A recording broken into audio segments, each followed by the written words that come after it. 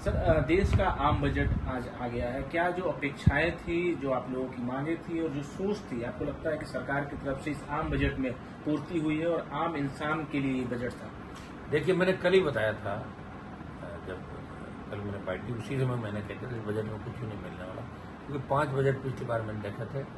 लंबा चौड़ा भाषण और आंकड़ों का मायाजाल, आप समझ भी नहीं पाओगे। आम आदमी समझ रहे हो बजट कैसा बजट, क्या लिख दिया, नौकरियां दे रहे हैं, नौकरियों की पहली तनख्वाह हम दे रहे हैं। अरे कहाँ दे रहे हो नौकरी? आप सरकारी नौकरी दे नहीं रहे हो।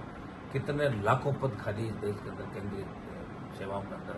आपने किसान की आय दुगनी करने की बात करी थी, प्रधानमंत्री ने किसानों के साथ समझौता किया, एमएसपी की बात करी, कई बजट के अंदर जिक्र नहीं।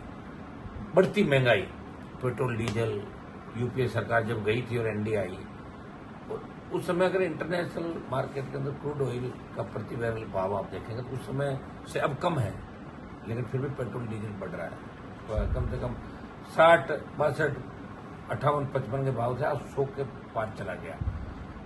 किसान, जवान और आम वर्ग, आम उपभोक्ता, जिसको बहुत बड़ी उम्मीद थी, और इस बार उम्मीद ये भी थी कि मोदी और अमित शाह का घमंड देश की जनता ने उतारा। बीजेपी की सीट कम थी, 400 पार का नारा दिया, तो लग रहा था कि बजट में कुछ ठीक होंगे ये लोग, लेकिन उन्होंने बिल्कुल उसी हिसाब से बजट दिया।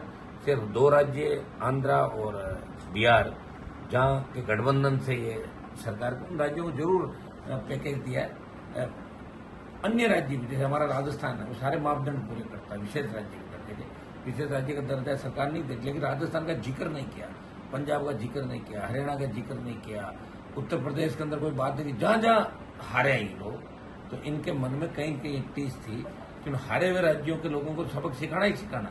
लेकिन जवान, किसान, ये कोप का ये आपकी जिस तरह की बातें, कोलकल्पित बातें इन्होंने कही, तो मुझे नहीं लगता कि इस बजट से कोई हिंदुस्तान, विकसित हिंदुस्तान बड़ा। मैं भाषण प्रधानमंत्री जी का भी सुन रहा था बजट में किया, और आज तो बजट के अंदर मैं वित्त मंत्री को देख रहा था कि शायद बजट बनाते समय भी इनका योगदान कम दिया गया। बजट अधिकारियों ने बनाया, मुझे पढ़ाया गया, क्योंकि बार बार पसीना पसीना आ रहा था, वो बजट पढ़ते हैं। मैं पहला बजट पढ़ रही हूँ, 238-37 सीटें भारतीय जनता पार्टी की, और क्या संदेश देश की जनता के अंदर जाएगा। निश्चित रूप से बजट निराशाजनक है। देश के युवाओं को, किसानों को और सर्व समाज को और राज्यों को कुछ भी नहीं मिला। विशेषकर हमारे राजस्थान के लिए इसके अंदर कुछ नहीं मिला। रेल का तो नाम तक इस बजट के अंदर नहीं दिया गया। हाँ, ये रेलवे का बजट पहले अलग होता था, आवश्यकता की डिमांड के अंदर बात करें, लेकिन रेल का नाम इस बजट में नहीं लेना कि रेलवे को आप क्या दे रहे हो, किन किन को क्या दे रहे हो। आप उन जनता पर कर लगा रहे हो, बढ़ा रहे हो, उन्हीं को घटा रहे हो और उसी को वापिस दे रहे हो। तो ये आंकड़ों का मायाजाल है। इस बजट से हिंदुस्तान विकसित नहीं हो सकता।